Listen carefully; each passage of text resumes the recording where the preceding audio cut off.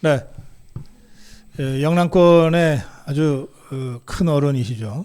예, 우동기 전 지방시도위원장님 모시겠습니다. 어서 오십시오. 네, 안녕하세요.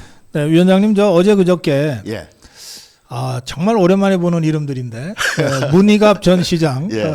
대구시장이죠. 예, 조hen영 전 대구시장, 예. 김범일 전 대구시장, 예. 그리고 우리 우동기 전 교육감님. 예, 이런 그 대구 지역의 정말 어르신들 예. 17분이 김문수 후보 지지를 공식 선언했습니다. 그렇습니다. 이분들이 연세가 굉장히 많으실 것 같은데. 예, 문희갑 시장님 지금 구순을 앞두고 그러니까. 89이십니다. 예. 아직 정정하신가요? 예, 정정하시고. 아이고 반갑네요. 예. 조영 시장님은 척추 수술 받으신데도 불구하고 네. 나오셨어요. 네. 예, 그 이렇게 그 정말 원로들이 이렇게 다들 나오셨는데 어떤 문제 의식으로 이렇게 모이셨나요? 전직 시장 교육감 시의회 의장님들 네네. 생존에 계신 분은 100%다 나오셨더라고요. 예. 대구에 지금 그동안 겸 탄핵 후보 단일화 과정에서 대구 경북 시도민들이 상처를 많이 입었죠. 네, 또 네. 국민의힘에 섭섭한 것도 많고 예. 또 원망도 많이 했고 또 대구 경북 정치인들에 대한 기대도 많이 어긋났다 해서 상당히 화가 많이 나 있습니다.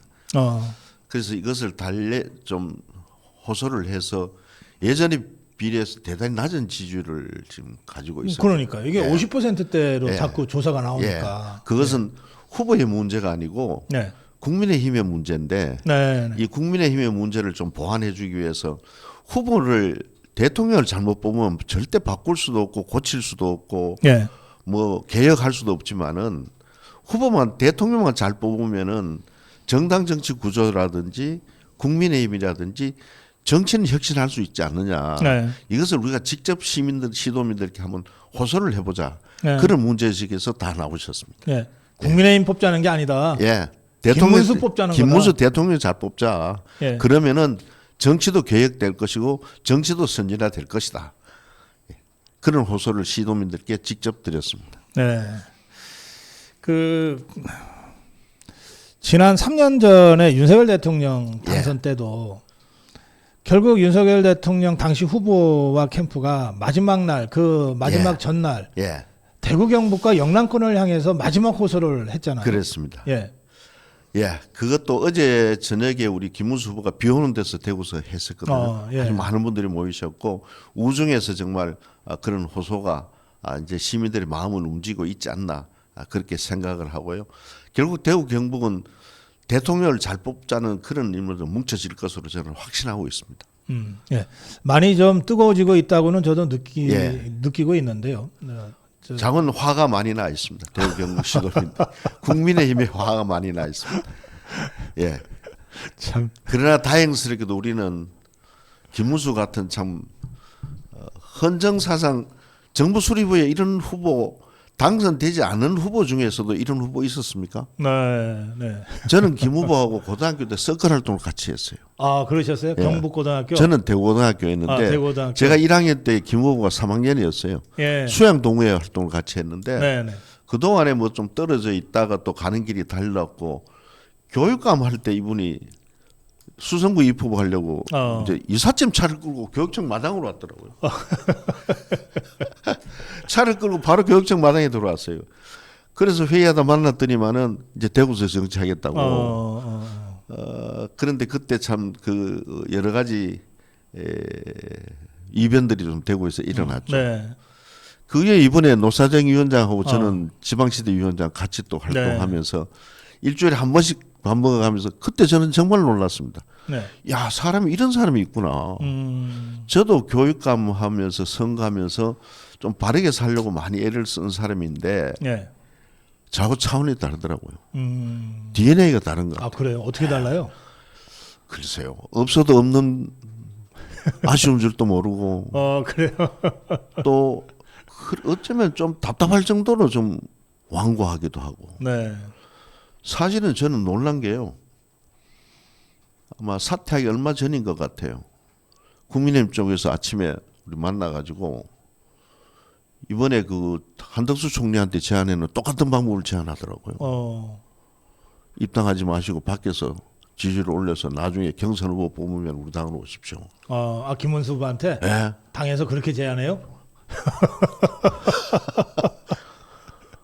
그 논란이 많았어요. 그래서 예. 어떤 분들은 그 한 너댓 분 있었는데 그런 방법이 좋겠다. 그 꽃가마 태워주겠다는 얘기는 꽃가마 태워줘 비슷하니까. 그 제안을 했어요. 그래서 예. 그때 이유는 네. 뭐 아스팔트 쪽에서 대선 보이콧하면 어떻게 하겠느냐 이런 생각도 걱정도 했는 것 같고 네네. 또 일부는 그렇게 하는 게 좋겠다. 무슨 돈 없잖아요. 돈이 없지. 예? 캠프 체를 형편도 안 되는데. 예. 근데 뭐 단호하더라고 후보가요. 네. 나 그렇게 비굴하게 또 비겁한 짓 안 하겠다. 후보 안 될지언정 입당을 해서 정정당당히 경선을 해서 그렇죠. 후보가 되겠다. 맨 바닥에서부터 시작하겠다. 예. 그게 한덕수 총리가 그냥 가져간 것 같아요. 아하. 예. 우리도 알고 있었죠. 그 네. 어떤 생각이었다는 것을. 근데 그걸 보면서 야 정말 그동안에 오랫동안 뭐 다른 길을 걸어왔지만은 저렇게 내공이 있고 또 스스로 체화된 것 같아요. 네. 예. 첫날 임명장 받고 나온 날 옷을 보니까 너무 후줄근해. 예? 어떤 임명장? 양복을 노사정위원장 발령받고만 그저한 1년쯤 전 얘기군요. 예. 2년 넘었죠. 2년 전. 예. 노사정위원장은 저 이 윤석열 정부 들어오고 바로 맞아요. 예. 받았잖아요. 그 노사정 위원장이 장관급인데. 예. 예. 그래서 남대문 시장 가면 10만 원만 주면 양복 사는데 옷 좀 바꿔 입으라고 내가. 그치 남대문 시장 가서 정말 옷 바꿔 입고. 아니 우리 아미고 의원 중에 종로 신사라고 그냥 좋은 데가 있는데 남대문 시장을 보내셨어요. 아니 뭐 하다가 말을 그래 남대문 시장 얘기를 했는데 정말 그런 과정에서 나이가 1살 차이지만 정말 존경하게 됐습니다. 예. 그리고 일을 할 줄 알더라고요. 예. 그때 뭐 몇 가지 이렇게 얘기를 하면서 삼성전자 유치할 때 얘기도 그때 한번 들었는데 예. 경기도지사 때 평택 캠퍼스. 600번인가 800번 만났다 그러더라고요. 자기가 만난 것을. 아하. 그런 얘기도 하고 김연아 선수 얘기도 그때 들은 것 같아요. 예. 그 보통 도에서는 그냥 개인 선수를 지원해 줄 수 없잖아요. 네. 그러니까 홍보대사로 임명해 지원해 주는 방법 이거는 도지사만 할 수 있는 일이거든요. 그게 그렇죠. 지도자만이. 예. 네. 실무자들은 그런 아이디어를 가져오지 않잖아요. 그래서 정말 어때 보면은 진정성이 있고 너무 정치적이지 못한 정치인이 아닌가. 예. 대구 경북에 모 사찰에 이런 일이 있었어요. 사찰에서 초청을 내서 법회 때 가서 인사 말씀을 하시면서 너무 솔직해가지고 나는 천주교 신자입니다 이래 얘기를 했어요. 스님한테. 그래서 그 절에서는 영 기분 나쁘게 생각해서 그렇지. 당신이 이제 우리 절에 들어오지 말아라. 이런 통보까지. 그래서 그게 불교를 폄하하는 게 아니고 자기의 입장을 솔직하게 밝히고 불교에 그렇지. 대한 예의는 갖추면 예의는 되잖아. 존중 중심을 얘기를 하려고 그러는데 그 말을 먼저 해버리는 바람에 그 말 안 해도 되잖아요. 예. 아니 김문수는 그런 말을 해야 마음이 편해. 그 사람이 그렇게 생겼어. 그래서 요새 그 스님이 영천의 절입니다. 영천. 영천에. 그래서 제가 얼마 전에 그러면 거기 은혜사요? 어이구 그 본사에 가서 그렇게 말. 근데 이번에 지금 바빠서 은혜사를 못 갔어요. 아직. 예.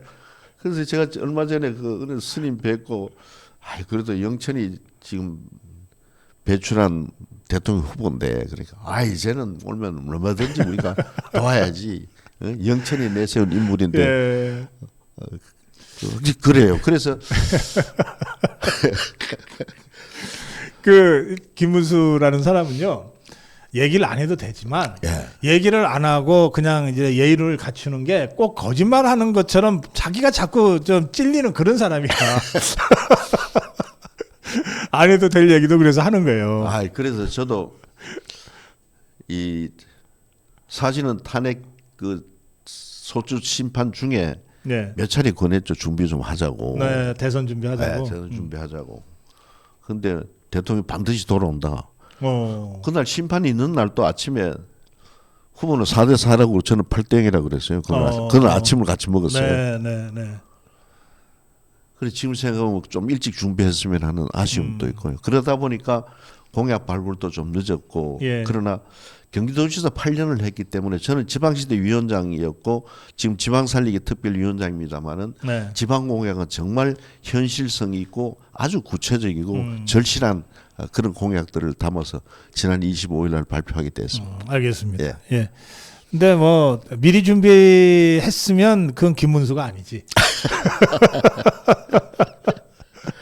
흔히 대구 경북 지역의 큰 사찰 그러면 동화사를 먼저 떠올리시는데 실제로는 은혜사가 조계사 조계종 24개 교구 본사 중에 한 사찰이고 가장 그 정치적으로 의미가 중요한 그런 사찰인데 딴 데도 아니고 거기 가서 천도교 선주교 신자라고 했으니까 김문수 답네요. 또 하나 얘기 드릴까요? 종교 문제자가 나온 제가 천주교입니다. 지난 그 부활절 날 대구 오셔서 천주교 대구 교구에 이제 그 주교님을 뵀어요. 대주교님을 뵀는데 김문수 후보는 천주교거든요. 또 천주교에서는 본명이 모세고 그 모세라는 본명은 거의 잘 쓰질 않습니다. 구약에 나온 지도자고. 그 본명은 누가 주는 거예요? 신부님이 주셨대요. 그러고 그 부인 설여사는 모태신앙 뱃속에서부터 천주교 신앙이었는데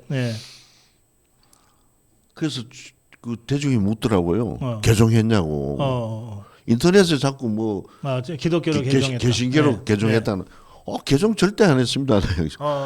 대구 옥수성당에 그 천주교는 교적이 있습니다. 교적을 두고 있다가 지금 사는 곳으로 옮겨갔고 거기서 열심히 신앙 활동을 했었어요. 그렇군요. 신앙은 아마 그 사모님이 훨씬 더 한 수 더 위시죠. 그런데 이런 말씀을 드리면 어떻게 생각할지 모르겠습니다만은 그 모세라는 그 본명을 신부님이 주셨는 것이 참 지금 입장하고 똑같지 않느냐.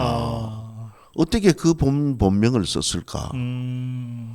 모세는 결국은 이집트 민족, 이집트에서 노예 생활하던 이스라엘 민족들을 탈출시켜서 홍해의 바다를 가르고 가나안 땅으로 이전을 했잖아요. 그걸 보면은 우리 모세란 지도자가 좀 대한민국이 위기에 빠진 국가를 구하기 위한 지도자로 일찍부터 이 하나님의 뜻을 둔 거 아닌가 하는 그런 생각들도 지금 천주교에서는 하고 있습니다. 이제 홍해가 곧 열릴 거다. 아니 그런 거 보면 저 김문수 후보 캠프에서 지금 유세를 기적의 유세로 이름을 붙인 것도 다 그런 김문수 후보의 그런 생각과 신앙이 좀 담겨 있는. 그래서 그날 그 대중이 확인 좀 하자고 왜 인터넷에 그런 말이 떠도느냐 하니까 산항제일교회 가서 예배 좀 받더니만 그래 됐습니다. 그렇군요. 그 우리 우동규 위원장님은 윤석열 정부에서 처음부터 지방시대위원회 위원장을 맡아서 사실은 윤석열 대통령이 우리가 흔히 아는 국무회의 말고 지방시대위원회 회의를 제2국무회의라고 이름을 붙이고 거의 매번 참석했죠. 분기별로 시도지사를 어떻게 다 했고요. 정말 아마 그 어느 국민도 이 지방시대 정책에 대해서는 공을 인정할 겁니다.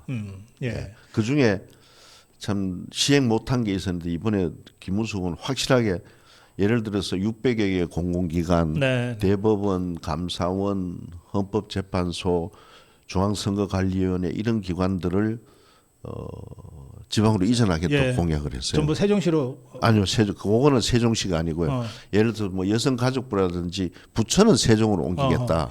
그러나 정부 헌법기관 5개를 각 지방으로 이전하겠다. 이거는 역대 정부가 하지 않았던 공약이에요. 그러네요. 또 그 공약을 문재인 정부 때도 한다 해놓고 희망 고문했고 윤석열 정부도 준비하다가 이렇게 돼버렸고 근데 이거는 취임하고 1년 안에 확정을 하겠다고 아주 못을 박았습니다. 그거는 아마 지방으로서는 굉장히 큰 기대를 걸 수 있지 않겠나. 특히 경기도지사 8년을 하면서 그 지방행정은 사실 저 아래부터 다 잘 알잖아요. 그래서 공약하고 평소에 얘기할 때 후보가 생각하던 그 철학을 공약에 그대로 담았어요. 그리고 헌법 개정하면은 지방 분권 국가임을 전문에 선언을 하겠다. 아하, 예. 그리고 지금 우리가 문제는 게 자치입법권, 자치재정권이 네. 문제거든요. 법률에 위배되지 않아야 되고 또 하나는 재정은 법률에 정하지 않으면 조세 법정주의 문제 이것도 지방에다가 돈 한 푼 못 대폭 쓰죠. 넘기겠다. 예. 특히요 토지 농지 이용하고 지금 농지가 나무 돌고 고령화가 돼서 굉장히 문제인데 예. 또 산림 문제, 그린벨트 문제 이거는 중앙정부에서 손 떼겠다. 시도지사한테 다 주겠다. 비수도권. 수도권은 그린벨트가 필요하다. 네네. 비수도권은 왜 그린벨트가 필요하냐. 그런 파격적인 공약도 내세웠고요. 그러니까 농지는 절대 농지는 선동 못하게 돼 있는데 이것까지 지방자치단체가 변경할 수 있도록 권한을 주겠다. 그래야 농촌이 살 수 있지 않겠나. 그중에 또 하나는요. 지금 비수도권에서 예타를 하면 예비타당성 하면 통과를 못해요. 구조적으로 인구가 적고 당연하죠. 또 당연히 되고 수도권은 다 통과되잖아요. 수익률 1 이하로 나오죠. 예. 그래서 지금 500억을 1000억을 올리겠다. 그리고 지방비로 하는 사업은 그러니까 예타를 안 해도 되는 안 해도 상한선을 1000억으로 지금 500에서 1000억 상향하고 그러면 지방의 웬만한 사업은 좀 큰 거라 하더라도 1000억 미만이니까 대부분 지방에서 재량권 할 수 있게 하겠다. 그리고 지방비로 할 때는 또 중앙투자심사라는 또 행안부가 또 심사하는 제도가 있습니다. 네. 그 300억 넘으면 중앙투자심사를 받아야 돼요. 이것도 1000억 이하는 투자심사 없애겠다. 그리고 하나 참 재미있고 우리가 세금을 내는 납세자 입장에서는 납세자 주권을 행사할 수 있는 이런 공약을 했어요. 고향사랑 기부금. 고향사랑 기부금 지금 2천만 원까지 낼 수 있는데 개인이 법인은 낼 수 없습니다. 10만 원만 세액 공제를 해줘요. 그러니까. 근데 이 일본은 이걸 세금으로 해서 납부를 하면은 내면은 내는 만큼 세금을 그 액을 그대로 공제를 해줍니다. 그래서 2천만 원까지 세액 공제 해주겠다. 세액 공제 해주겠다. 이 의미는 뭐냐면은 지금 국회가 인구 비례로 한 국회이기 때문에 비수도권이 절대적으로 불리해요. 재원을 배분하는 권한을 국회가 가지고 있는데 그러면은 정말 농촌 지역에나 내 돈이 낸 세금이 잘 쓰여진지 못 쓰여진지는 모르는 이런 구조보다는 내가 쓰고 싶은데 내가 세금을 내겠다. 이런 중요한 철학이요. 또 두 번째는 도시와 농촌의 상생관계를 구축할 수가 있고 또 이걸로 인해서 생활 인구들이 많이 늘어나면은 그걸로 농촌이 커질 수 있지 않겠나 해서 100% 세액 공제를 해주겠다. 이러면은 지방은 국회 눈치 좀 덜 봐도 되죠. 그렇죠. 그게 결국은 그게 세금이니까.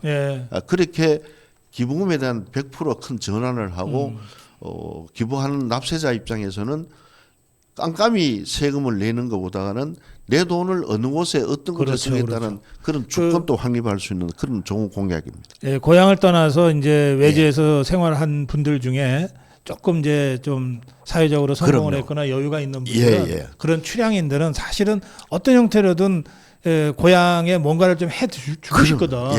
근데 그게 뭘 해주려고 해도 세금 때문에 뭐 하여튼 발목이 잡히고 그러는데. 그리고 또 하나는요. 이 아마 한 베이비 부모 세대들이 지금 농촌에서 올라와서 수도권에 사는 사람이 약 450만에서 500만 원을 추산됩니다. 이분들이 집을 팔고 비수도권 지방에 내려가서 15년 살면은 양도소득세를 유예시켜주겠다, 없애겠다고. 아마 이거는 제일 반가운 소식 아니겠나. 강남에 한 20평 아파트가 좀 양도소득세가 한 6억이 넘는데요. 근데 양도소득세 때문에 귀촌을 하고 싶어도 못하고 고향에 가서 살고 싶어도 못 사는데 이거 고향에 가서 살면은 양도소득세를 없애겠다. 이거는 아마 그 중에 우리가 한 50만 명, 10%만 지방으로 가더라도 서울에 도심에 50만 세대 빈집이 생기잖아요. 그럼 청년들이 그걸 메꿀 수 있잖아요. 수도권 집중 완화도 되고 지역 활성화도 되고 청년들이 지금 2시간 출퇴근에 하루에 5시간씩 소비하는데 도심에 이런 집이 생기면은 청년들 서울이 지금 세계에서 제일 넓은 도시가 됐는데 그런 면에서는 아주 획기적인 공약이다 그래 생각합니다. 알겠습니다. 그런가 하면 우리 우동규 위원장님의 그 지방시대위원회는 그 윤석열 정부의 그 지역균형 발전과 동시에 국민통합과 관련된 역할도 계속 해 오셨어요. 그러니까 이제 우리가 흔히 국민통합 얘기할 때는 계층통합, 세대통합도 있지만 지역통합이 굉장히 중요하잖아요.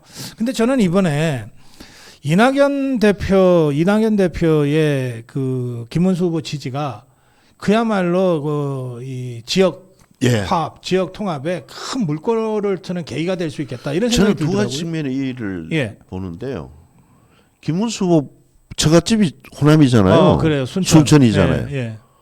반쪽은 호남 분이에요, 진짜. 그러네. 예. 아니 뭐 다른 당의 후보가 집에서는 설란영 여사한테 좀 지어 사는 거예요. 근데 호남하고 무슨 일이 있습니까? 다른 후보들이. 제가 2주 전에 호남을 한번 다녀왔어요. 쭉 다녔는데 깜짝 놀란 게 제가 만난 사람 중에 반이 이낙연 총리가 이끄는 당원들이더라고요. 이분들이 김문수 후보를 엄청나게 운동을 해요. 선거. 오히려 국힘보다 더 하더라고요. 그래요. 그리고 제가 호남이 달라졌다는 게 지난 총선에 가보면은 이 홍보 판넬을 들고 다니잖아요. 판넬에 있고 구멍을 뚫어가지고 이렇게 걸어다녀서 얼굴을 가리고. 이번에 가보니까요. 뭐 율동도 하고 아주 뭐 정말 축제처럼 국민의힘의 선거운동하는 걸 봤습니다. 그리고 그러니까 호남에서는 빨간 옷 잘못 입으면 좀 더 괜히 눈총도 받고 이러니까 사실 그동안은 그랬는데 이번에 달라졌다. 그리고 호남의 기업인들이 실제로 국민의힘이면서도 기업인들이 공식적으로 선대위 같은 데 참여를 못했는데 선대위에 참여하더라고요. 드러내놓고. 그렇게 달라졌고 그날 한 자리에서 한 20여 분을 이렇게 만났는데 그중 10분이 이낙연 총리를 지지하는 당이더라고요. 그분들이 그렇게 그저께 연대하기 전에 그런 모습을 호남에서 확인할 수가 사실은 있었습니다. 그분들이 굳이 호남으로 따지면 이게 정통 호남 분들이잖아요. 그렇죠. 김대중부터 시작한. 저희들은 특히 지난번 윤석열 대통령 선거 때도 동서 미래 포럼이라 해서 우리 박준원 회장하고 저하고 해서 그 영원한 화합을 위한 그런 조직도 가지고 있고 현재도 그런 활동을 하고 있습니다만은 그 호남 지역에 있는 분들은 우리가 애국지사라고 불렀어요. 그런데 이분들이 완전히 커밍아웃 해가지고 그래서 정말 호남에서 김서방으로 이제 받아들인 게 아니야. 김서방을. 김문수를 김서방으로. 원래 사회 오면은 씨암탉도 잡아주는데 분명히 많은 분들이 투표를 하지 않나 생각을 합니다. 알겠습니다.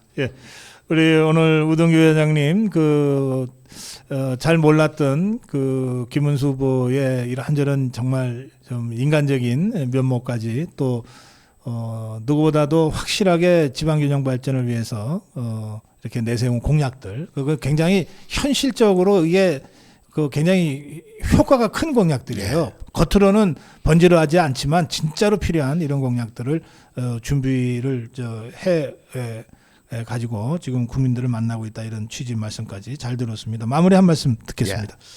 국민 여러분 정말 국민의힘이 잘못한 거 많죠.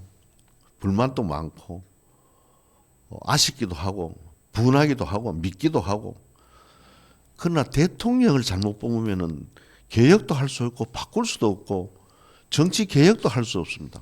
김문수 후보는 임기를 단축해서 3년 안에 7공화국을 열 수 있는 헌법을 새롭게 만든다고 약속도 했고 대통령이 가지고 있는 불소추 특권, 국회의원들의 면책 특권까지 내려놓겠다고 약속한 후보입니다. 이런 후보가 우리나라를 지도자가 될 때 우리는 우리 자식들에게 공부하고 있는 학생들에게 어른들로서 역할을 할 수 있는 것이 아니냐. 자식들에게 부끄럽지 않는 대통령을 이번에 뽑아서 정말 자랑스러운 대한민국의 국민이고 죽어서도 여한이 없는 그런 나라를 만드는데 함께 동참해 주시기를 간곡하게 호소합니다. 김문수는 보장됩니다. 저도 보장합니다. 김문수를 보장하지 않는 사람은 아무도 없습니다. 정말 그의 성장 과정은 남다르고 아무나 할 수 있는 아무나 따라 할 수도 없는 그런 성장 과정을 겪은 지도자라고 생각합니다. 잘 부탁드리겠습니다. 예. 우리 우동규 위원장님 이제 지방시대위원장으로 전국을 돌아다니셨고 그러면서 호남도 많이 다니셨던 걸로 제가 알고 있습니다. 아까 마무리 말씀 중에 이 호남 분들이 김문수 후보를 김서방으로 받아들이게 된 것 같다. 이런 말씀. 이제 이런 것들이 정말 지역 갈등을 넘어서는 국민 통합으로 나아가는 한 걸음이 될 것 같습니다. 댓글창에는 그 지난번 탄핵 저지 투쟁을 하면서 광주 집회, 광주 금남로에 있었던 세이브 코리아 집회도 굉장한 변곡점이 됐던 것 같다. 이런 의견 올리셨는데 마침 오늘 오후 2시부터 세이브 코리아가 종교탄압 규탄 대회를 광주 금남로에서 엽니다. 예, 오늘 광주 집회에 더 많은 관심과 참여를 해주시면 좋겠다. 이런 말씀 제가 드리겠습니다. 우동기 전 지방시대위원장님과의 대담 여기서 마무리하고요.